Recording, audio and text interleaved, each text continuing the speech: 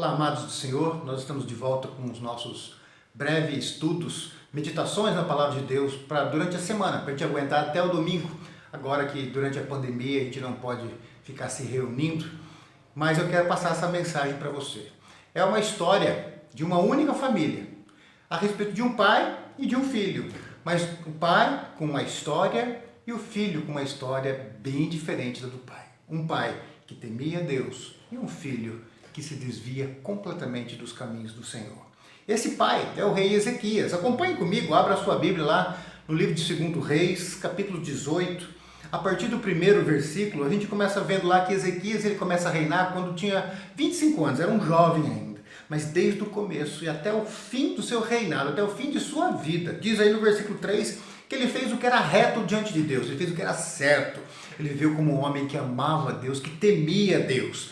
E no seu reinado, se você continuar lendo depois, principalmente até o versículo 6, fala que ele derrubou os postes ídolos, todos os objetos de adoração que o povo de Deus tinha. Ele diz aí que ele confiou em Deus, veja no versículo 5, confiou no Senhor, Deus de Israel, de maneira que depois dele não houve seu semelhante entre todos os reis de Judá, nem entre os que foram antes dele. Ou seja, nenhum rei antes, nem nenhum rei depois serviu a Deus com tamanha dedicação como Ezequias serviu.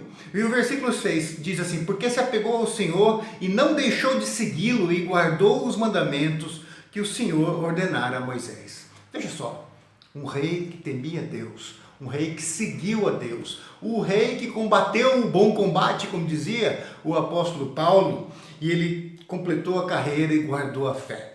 Um rei que sabia o que era amar a Deus e sabia do compromisso que é amar a Deus. Mas o reinado dele chega ao fim, ele morre, e aí o seu filho Manassés, com 12 anos, começa a reinar. E ele assume aí o reino de Judá no lugar de seu pai. Mas logo no versículo 2 do capítulo 21, fala assim: fez ele o que era mal perante o Senhor, segundo as abominações dos gentios que o Senhor expulsara de suas possessões, e assim vai. Veja só, era filho, e ele fez o oposto do pai. O pai era um adorador, e fez o que era reto. Esse não quis saber de Deus e fez o que era errado, coisas abomináveis, detestáveis aos olhos do Senhor. Fez o que as nações ímpias, aqueles que não temem ao Senhor, aqueles que não seguem esse Criador que é revelado na Bíblia e que se mostra a nós de uma forma concreta, real, que nós podemos chamar de Jesus Cristo, que aparece depois no Novo Testamento, esse Deus que veio ao nosso encontro. Mas esse Manassés, ele não quis saber desse Deus que é anunciado no Antigo Testamento, que se revela de forma plena no Novo Testamento com a vinda de Jesus. Diz no versículo 3 que tudo aquilo que o pai dele tinha feito, ele desfez.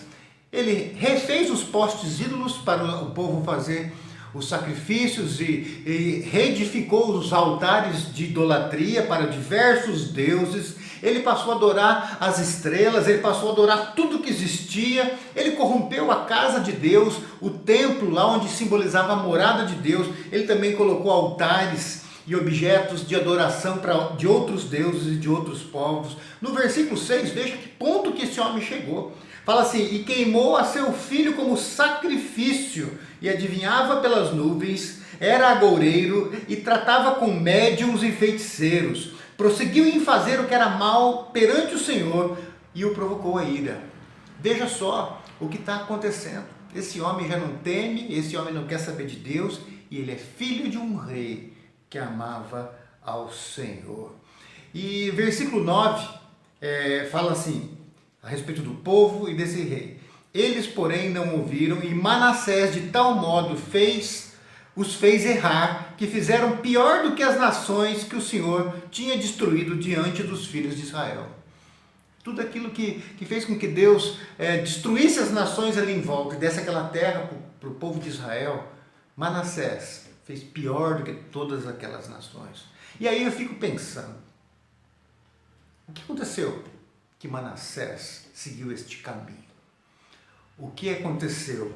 Que um homem como aquele rei Ezequias fez, ou isso aqui ele pisou na bola em alguma coisa, para que esse menino se transformasse nesse rei, nesse homem que não teme a Deus. A verdade é que nós temos muitas histórias assim na Bíblia, de homens e mulheres de Deus que acabam resultando em filhos que não temem ao Senhor e não querem saber da obra de Deus. Alguns desses filhos continuam sendo até religiosos, teoricamente seguindo a Deus, mas na verdade não temem a Deus e muitas vezes seguem outros deuses, como foi o caso de Manassés, que não seguiu seu pai Ezequias, não se tornou um adorador. Quais são as falhas que os homens e mulheres de Deus podem ter que conduzem os filhos e as filhas a se voltarem contra Deus dessa forma tão violenta? Uma primeira coisa que a gente vê na vida deste homem, a gente vê na vida de outros homens da Bíblia também, que serviam a Deus e que fizeram o que era correto, é que muitas vezes nós somos tentados a viver uma espiritualidade para a gente. Davi também falhou como pai, e a gente vê lá a situação dele fugindo de um filho, o filho querendo matá-lo. O que aconteceu é que muitas vezes nós mantemos uma espiritualidade muito individualista, nós e Deus. Eu sou um adorador. E muitos dos nossos cânticos incentivam isso. Perdem a noção, o foco de família, de comunidade e de igreja. E muitas vezes nós vivemos essa espiritualidade individualista. Nós não nos ligamos à comunidade, a igreja local não tem valor, eu fico lá enquanto ela me agrada, enquanto ela não pega no meu pé em nada, se pegar no meu pé eu vou para outro, e lá na outra se pegar no meu pé eu vou para outro, então a gente não valoriza a comunidade, não valoriza a família, é uma espiritualidade que nós achamos que sou eu e Deus, eu adorador adorando a Deus, e nós perdemos o outro sentido da cruz, que é o sentido comunitário, que a cruz tem um sentido vertical, nós e Deus, mas ela tem um sentido horizontal também, eu e o meu próximo, eu e a minha família. E é bem provável que esse homem, Ezequias, esse grande rei que temia o Senhor, bem provável que a espiritualidade dele era muito individual e que ele não incluía o filho dele nessa espiritualidade. É bem provável, porque muitas vezes nós somos tentados a fazer isso. Um outro erro é nós valorizarmos muito as nossas lutas pessoais, os nossos desafios pessoais, os nossos objetivos de vida e nós ignorarmos a família. Muitas vezes acontecia isso. E Ezequias passou por lutas, por guerras, por enfermidades. Ele fez o reino vencer batalhas, mas ele perdeu batalhas em casa. Ele perdeu o filho dele. O filho dele não serviu ao Senhor. E é isso que muitas vezes nós fazemos.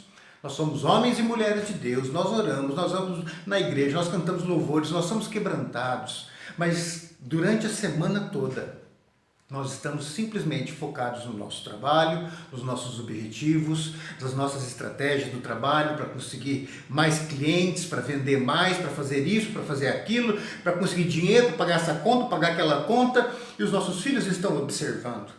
Eles não veem aquilo que passa no nosso coração, da nossa espiritualidade individual, íntima com Deus. Mas o que eles veem é o pai, a mãe materialista que luta pelas coisas deste mundo. Não vê o pai chorando diante de Deus, de alegria, ou clamando por alguém. Não vê a alegria do pai e da mãe falando das coisas do reino de Deus, mas vê reclamando do governo, vê reclamando de doença, vê reclamando dos próprios filhos, reclamando de casamento, reclamando da pessoa que não pagou, do contrato que não saiu. E aí os nossos filhos vão se afastando do Senhor, porque eles não conseguem ler o nosso coração como o Senhor lê. O que eles leem são as nossas atitudes. Porque como a palavra de Deus diz, que você conhece a árvore pelos frutos. Queridos, ninguém vai fazer um exame genético para descobrir se aquilo é uma bananeira, uma macieira ou qualquer outra árvore. Você vai esperar o fruto se você não conhece a árvore. Não conhece a árvore, você vai esperar, opa, nasceu uma manga, então é uma mangueira, opa, nasceu uma banana, isso é uma bananeira. Você não vai pegar o material genético, o DNA e analisar para ver que planta que é. É pelos frutos, e muitas vezes os nossos frutos, aos olhos dos nossos filhos, são frutos materialistas, voltados a objetivos diários e objetivos profissionais. Nós precisamos tomar esse cuidado, porque muitas vezes o tempo que nós dedicamos para o nosso trabalho, para os nossos objetivos, para os nossos planos de carreira e tudo mais, a gente investe, a gente se dedica, a gente chega em casa e continua com isso, e cala a boca, filho, estou trabalhando agora, e você não tem tempo para a família, você não tem tempo para nada, só em torno daquilo, você não tem um tempo de sabe assim, sem fazer nada com o seu filho, com a sua esposa, sentar, conversar, rir, brincar, orar, ler a Bíblia, falar da importância da igreja, da comunhão com os irmãos, sabe? Nós temos esquecido isso. E talvez você, talvez eu, nós possamos ser um grande homem, uma grande mulher, como o Ezequias foi, mas que está esquecendo das coisas simples da família, que os nossos filhos precisam da nossa atenção e precisam ver a nossa espiritualidade, o nosso relacionamento com Deus de forma clara. Sabe? Os seus filhos e os meus filhos precisam ser inseridos na realidade do reino de Deus. Você vai na igreja e deixa o filho em casa. Ah, pai, hoje eu estou com sono, não vou. Tá bom, fica dormindo. Não, não é fica dormindo. Você vai. Daí o outro já é adolescente. Ah, fiquei na festa até ontem à noite. Fala para ele, tá? Eu falei que se você fosse na festa, que você teria que acordar cedo para ir na igreja, porque isso não é negociável. Nós temos que aprender do Senhor. Sabe, querido, como que você quer que o seu filho, a sua filha, veja a igreja como uma extensão da casa dele, e os irmãos da igreja como de fato irmãos, como família em Cristo, se o teu filho é visitante na igreja, se o teu filho é visitante no meio do povo de Deus? Ah, pastor, é só agora, na época de pandemia. Tá, agora na hora de pandemia, mas e antes? E se você tem vindo, por que não traz? Nós precisamos investir nos nossos filhos, queridos. Você pode estar muito legal espiritualmente na presença de Deus, tendo seu tempo de oração, sua devocional, lendo a Bíblia e tudo mais, mas se você não incluir o teu filho nas coisas do reino, ele vai se comportar como o filho de Ezequias, ele vai se tornar um Manassés, que vai se revoltar contra as coisas do Senhor. E tudo que você cresceu na espiritualidade e tentou passar para o teu filho, ele vai jogar tudo fora e vai se tornar pior do que os ímpios. Então, meus queridos, vamos pensar um pouquinho nisso. Vamos investir na espiritualidade dos nossos filhos. A cada momento, falar coisas de Deus, mostrar a importância do reino, a importância de estar em comunhão com os irmãos da igreja, a importância do tempo na presença das pessoas que amam a Cristo, de cantar louvores. Ah, pastor, agora está difícil, porque é só um culto por semana, aquela coisa de distância, de manter daí 2 metros um do outro, todo mundo de máscara. Gente, isso é provisório. Mas aqui na igreja, se o teu filho tem mais de 12 anos, ele assiste o culto. Ah, pastor, não é tão legal para ele. Querido, quando não está em época de pandemia, a criançada acima de 12 anos também fica no templo assistindo o culto. Traz.